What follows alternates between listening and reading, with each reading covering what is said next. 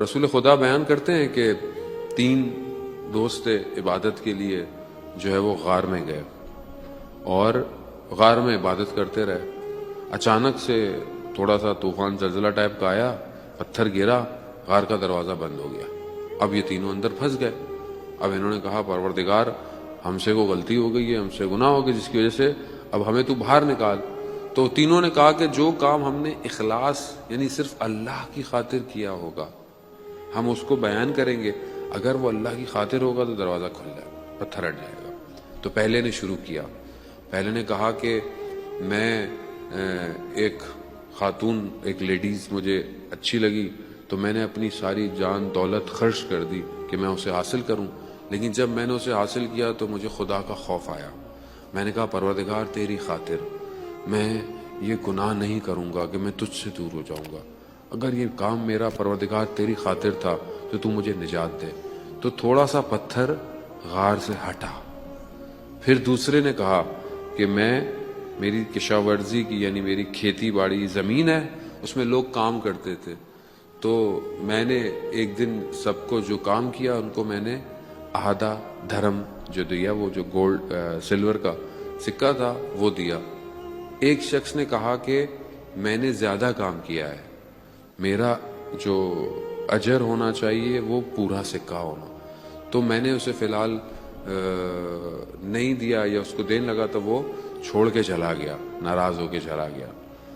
پھر میں نے اس ایک دھرم کو اپنے کاموں میں لگایا اور اس سے میں نے اور کام کیے اور چیزیں کی۔ ایک دن وہ شخص میرے پاس اپنا وہی سکہ واپس لینے آیا، تو میں نے جب حساب لگایا تو 18,000 دھرم بن چکے تھے اس ایک دھرم سے۔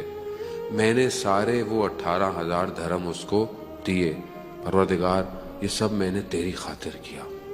تو کہا پتھر تھوڑا سا اور ہٹا، تھوڑی سی روشنی آئی مگر ہم باہر نہیں نکل سکتے تھے۔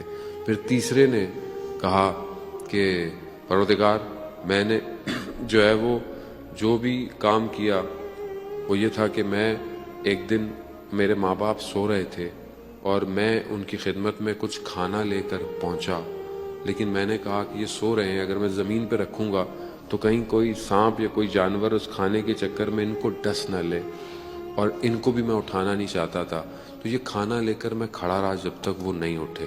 پروردگار میں نے یہ کام خالص تیری خاطر کیا تھا۔ کہا کہ پتھر جو ہے وہ اپنی جگہ سے ہٹ گیا۔ رسول خدا فرماتے ہیں کہ یہ تینوں اپنے کردار کے سچے انسان تھے۔ عزیزان محترم، ہم اپنی زندگی میں کہاں پر اخلاص رکھتے ہیں؟